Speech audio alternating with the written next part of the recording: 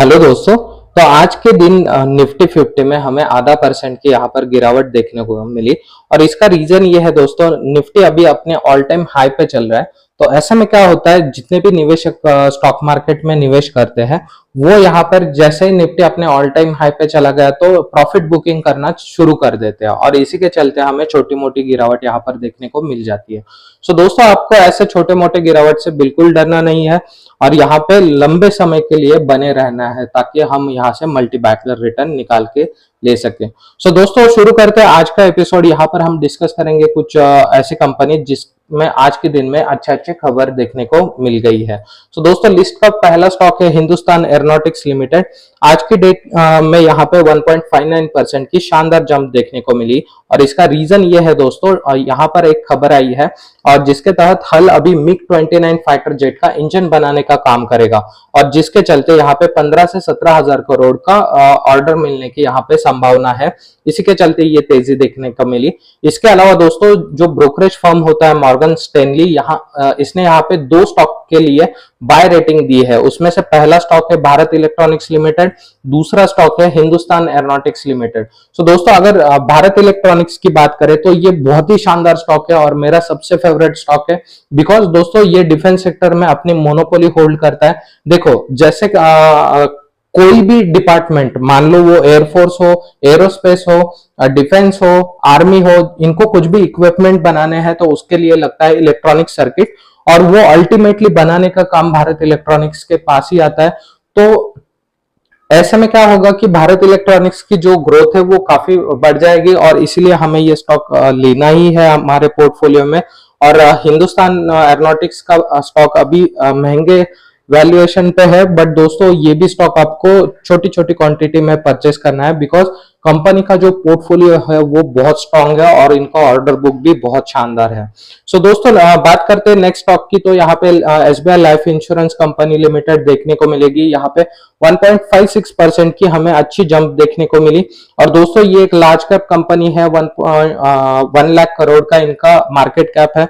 सो दोस्तों, इस कंपनी में आज हमें तेजी देखने की वजह यह है कि कंपनी ने यहाँ पे डिविडेंड का ऐलान किया है, और कंपनी जितने भी शेयर होल्डर है उनको पर शेयर 2.7 रुपीज का डिविडेंड यहाँ पे देगी। इसकी रिकॉर्ड डेट 16 मार्च है। तो अगर आपके पास ये स्टॉक है तो इसको होल्ड करो, आपको 16 मार्च को मिल जाएगा डिविडेंड। और अगर आपके पास नहीं है, आप लेना चाहते हो, तो 16 मार्च से पहले आपको इसको परचेस करना पड़ेगा। इसके अलावा दोस्तों, नेक्स्ट कंपनी की बात करते हैं। यहाँ पर देखेंगे सिग्नेचर ग्लोबल।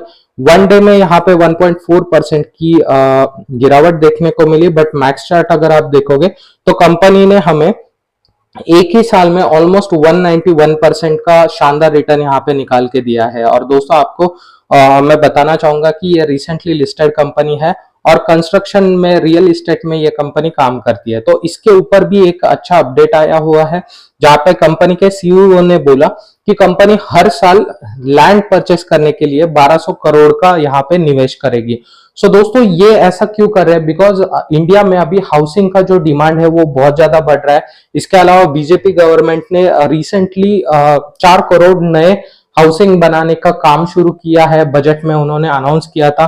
तो इसके चलते इस कंपनी को काफी ज्यादा बेनिफिट देखने को मिलेगा। और अगर आपके पास ये स्टॉक नहीं है तो आप ये डेफिनेटली ले सकते हो, बिकॉज कंपनी के फंडामेंटल अच्छे हैं। और दोस्तों, ये हमेशा पॉजिटिव ट्रेंड में ही रहता है, मतलब कोई भी निवेशक कभी भी आ जाए वो इसको पॉजिटिव मतलब बेनिफिट बना के ही देगा।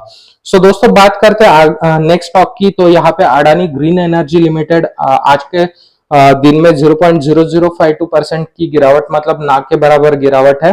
और दोस्तों, इस कंपनी के ऊपर एक अच्छा अपडेट आया है। कंपनी ने रिसेंटली यहाँ पे 1000 मेगावाट कैपेसिटी का जो सोलर प्लांट है उसका कंप्लीशन किया है।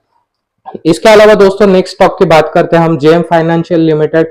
मैक्स चार्ट की यहाँ पर बात करें तो कंपनी ने 160% का अच्छा रिटर्न यहाँ पे निकाल के दिया है, बट वही आज के दिन में अगर आप देखोगे तो यहाँ पे 10% की बड़ी गिरावट देखने को मिली। और इसका रीजन ये है दोस्तों कि कंपनी ने जो सेबी के कुछ रूल्स एंड रेगुलेशन है उनको ब्रेक किया, और उसी के चलते सेबी ने इन पे काफी सारे रेस्ट्रिक्शन लगाया है, जिसके चलते हमें ये गिरावट देखने को मिल रही है। सो दोस्तों मैं सजेस्ट करूंगा अगर आपके पास ये स्टॉक हो तो डेफिनेटली इसको आप बेच के बाहर निकले। बिकॉज देखो 4-5 दिन पहले एक न्यूज आई थी कि कनाडा की कोई कंपनी है जो इनको 200 करोड़ का लिक्विडिटी प्रोवाइड करेगी, बट उसके बाद भी ये स्टॉक रुकने का नाम नहीं ले रहा और कंटिन्यूसली यहाँ पे गिरते जा ही रहा है। तो डेफिनेटली मैं सजेस्ट करूंगा कि आप ऐसे स्टॉक से बाहर निकलो और जो अच्छे अच्छे स्टॉक होते हैं उनमें निवेश करो। सो दोस्तों बात करते हैं नेक्स्ट कंपनी की। तो यहाँ पे नेक्स्ट कंपनी है अडानी एंटरप्राइज लिमिटेड।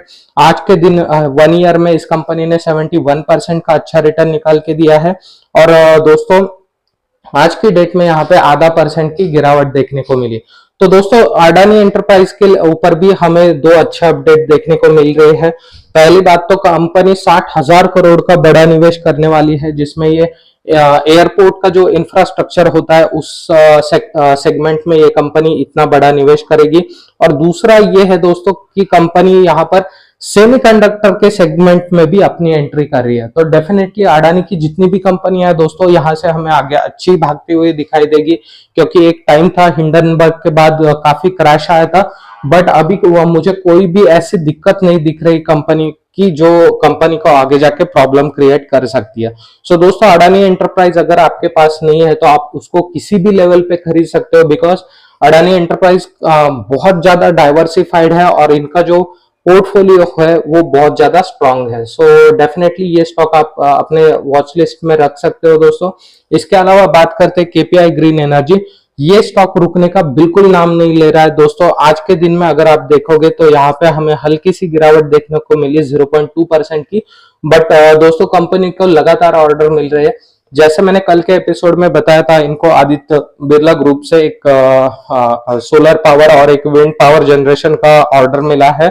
और आज के दिन इनको दोस्तों गुजरात गवर्नमेंट की तरफ से यहाँ पे 305 मेगावाट एनर्जी का प्रोजेक्ट बनाने के लिए काम मिला है। तो डेफिनेटली इस कंपनी के फंडामेंटल बहुत ज्यादा अच्छे हैं और ये कंपनी आपके पोर्टफोलियो में होनी चाहिए। इसके अलावा बात करते हैं दोस्तों नेक्स्ट कंपनी की। इसका नाम है द्रोणाचार्य एरियल इनोवेशन लिमिटेड। आज के दिन में यहाँ से यहाँ पे 1.87% की गिरावट देखने को मिली, बट वहीं अगर हम बात करेंगे मैक्स चार्ट की तो दोस्तों यहाँ पे 42% का इस कंपनी ने रिटर्न निकाल के दिया है। इस कंपनी के ऊपर भी एक न्यूज आई है कि इनको भारत का जो रक्षा मंत्रालय है, डिफेंस डिपार्टमेंट, इनसे एक ऑर्डर मिला है, जिसके चलते ये कंपनी हो सकता है कि आने वाले 1-2 दिनों में आपको भागते हुए दिखाई दे। इसके अलावा दोस्तों नेक्स्ट कंपनी की बात करते हैं टोरेंट पावर लिमिटेड। आज के दिन में यहाँ पे 1.52% की जंप देखने को मिली और इस तेजी की वजह ये थी दोस्तों, इनको महाराष्ट्र गवर्नमेंट की तरफ से 1540 करोड़ का एक सोलर प्रोजेक्ट का ऑर्डर मिला है, जिसके चलते ये कंपनी आपको भागते हुए दिखाई दी। इसके अलावा दोस्तों बात करते हैं एसजेवीएन लिमिटेड की। ये गवर्नमेंट कंपनी है। आज के दिन में 2% की बड़ी गिरावट इसमें देखने को मिली। कंपनी अभी 40 का जो मार्केट कैप है वो 47,000 करोड़ का है, मतलब ये मिड कैप लेवल की कंपनी है दोस्तों। बट यहाँ पर आप को एक अच्छी न्यूज देखने को मिली कि इनको राजस्थान जो सरकार, राजस्थान स्टेट गवर्नमेंट है, उनकी तरफ से एक सोलर प्रोजेक्ट की ऑर्डर इनको मिल गई है, जिसके चलते हमें इस कंपनी में अच्छी खासी तेजी देखने को मिल रही है। और इसकी जो कैपेसिटी है दोस्तों इस प्रोजेक्ट की, वो 500 मेगावाट का इनको प्रोजेक्ट बना के देना है। इसके अलावा दोस्तों आरवीएनएल में आज बहुत अच्छे न्यूज थे और उसी के चलते 3% की बहुत ही शानदार जंप यहाँ पे देखने को मिली। और दोस्तों इस कंपनी ने काफी कम समय में, मतलब लास्ट 1 ईयर में ऑलमोस्ट 300% का बहुत ही शानदार रिटर्न यहाँ पे निवेशकों को बना के दिया है। और दोस्तों इस कंपनी के ऊपर आज 2 न्यूज है। एक तो इनको मध्य प्रदेश का जो मेट्रो का काम है, वहां से इनको ऑर्डर मिली है जो कि 543 करोड़ की है। और इसके अलावा दोस्तों और एक न्यूज में आपको देखने को मिलेगा कि आरवीएनएल को मल्टीपल ऑर्डर मिले हैं।